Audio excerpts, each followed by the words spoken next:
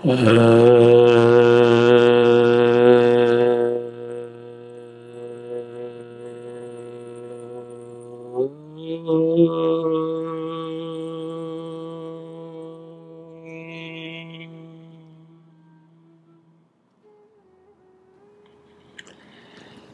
मेरे बहुत ही प्रिय और बेहद सम्मानित साथियों, हृदय की असीम गहराइयों से अभिनंदन, बहुत बहुत हार्दिक स्वागत।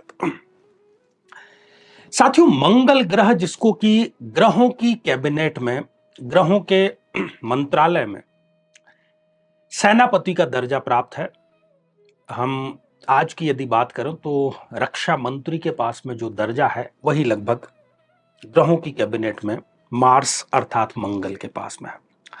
मंगल जो है वो हमारी अर्थात जातक की जो फिजिकल बॉडी है, जो एनाटॉमी है और फिजियोलॉजी भी, उनसे कंसर्न रखता है और उसका पूरी जो क्रिया विधि है, उसके कार्यकलाप है, वो मंगल पर ही डिपेंड होता है।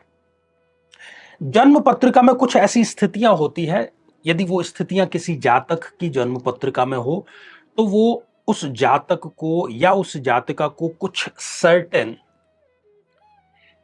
कुछ निश्चित, कुछ पर्टिकुलर परेशानियां जरूर लेकर के आता है। पहले हम एक जन्म पत्रिका के माध्यम से ये देख लेते हैं कि वो स्थितियां कौन कौन सी होती है, और फिर हम जानेंगे कि यदि इन स्थितियों में से किसी एक, दो या अधिक का आप सामना कर रहे हैं तो कैसे ये मंगल साधना करके आप अपना जो क्रूर मंगल है उसको शांत कर सकते हैं और मंगल की जो महादशा है उसको आप जीने योग्य बना सकते हैं।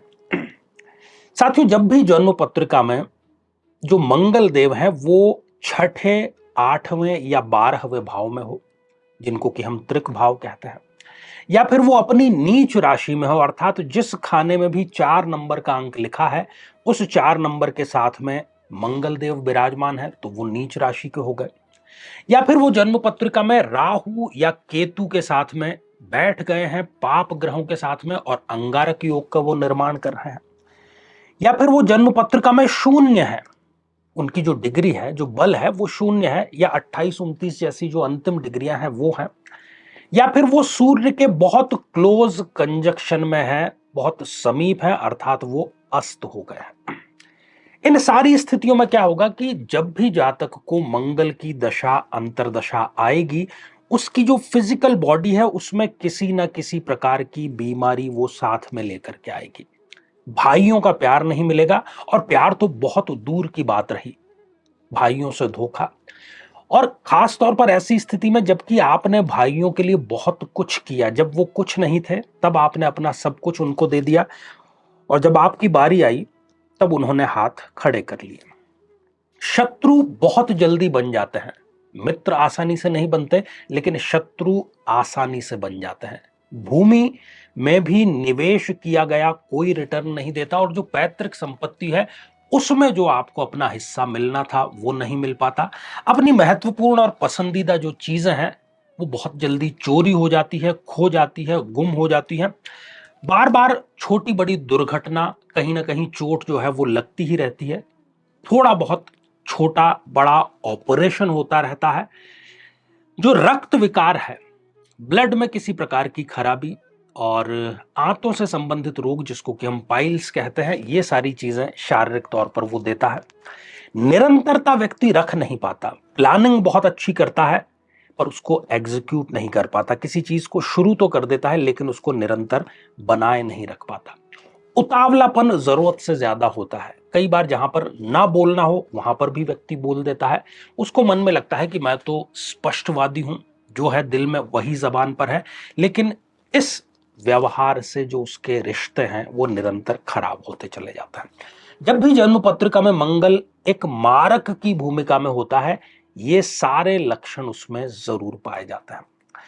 यदि दान की बात करें तो ऐसे व्यक्तियों को लाल वस्तुओं का दान करना चाहिए, चाहे फिर वो वस्त्र हो, खाने पीने की वस्तुएं हो, सब्जी हो, फ्रूट्स हो, वो दान करने चाहिए, और हनुमान उपासना अधिक से अधिक करनी चाहिए। अब आते हैं आज की साधना पर। लक्षण हमने जान लिए।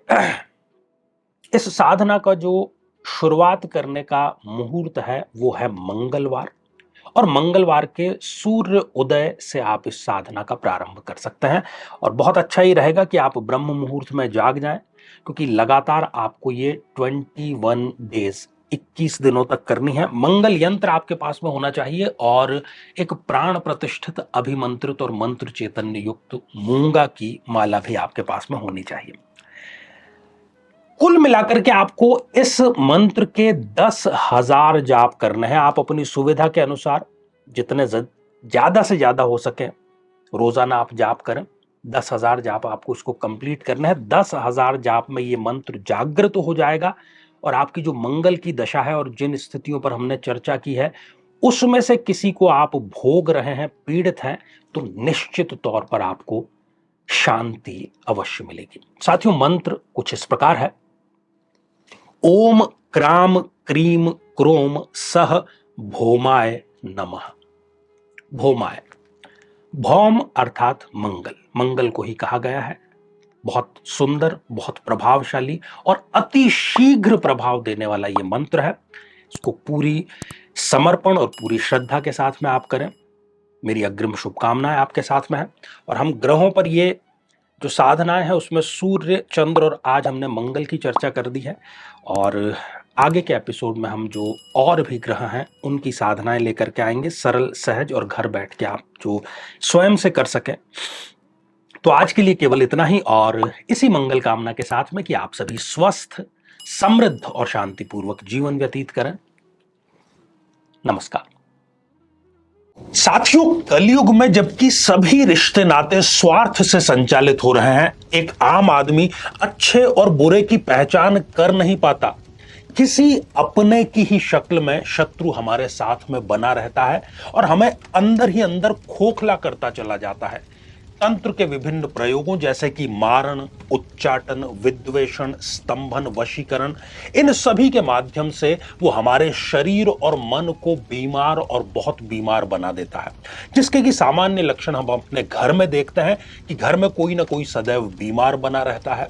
अच्छा खासा जो बिजनेस चल रहा था वो एकदम से रुक जाता है। घर में दरिद्रता, गृह कलेश ये स्थायी रूप से प्रवेश कर जाते हैं। तो यदि आप या आपके परिवार का कोई सदस्य इन तंत्र प्रयोगों से पीड़ित है तो इनके निवारण के लिए हम आगामी नवरात्र में, वो भी महाअष्टमी के दिन 11 अक्टूबर 2024 को तंत्र रक्षा के लिए महाअनुष्ठान श्री राम रक्षा स्तोत्र का पाठ कर रहे हैं, जो कि हमारे ही सानिध्य में होगा विद्वान कर्मकांडी पंडितों के माध्यम से। तो इसके निवारणार्थ और भविष्य में कभी इस प्रकार का प्रयोग आपके ऊपर ना हो पाए, रक्षा कवच भी आपको प्रदान किया जाएगा। साथियों, अधिक जानकारी के लिए और इसमें सम्मिलित होने के लिए आज ही संपर्क जरूर करें।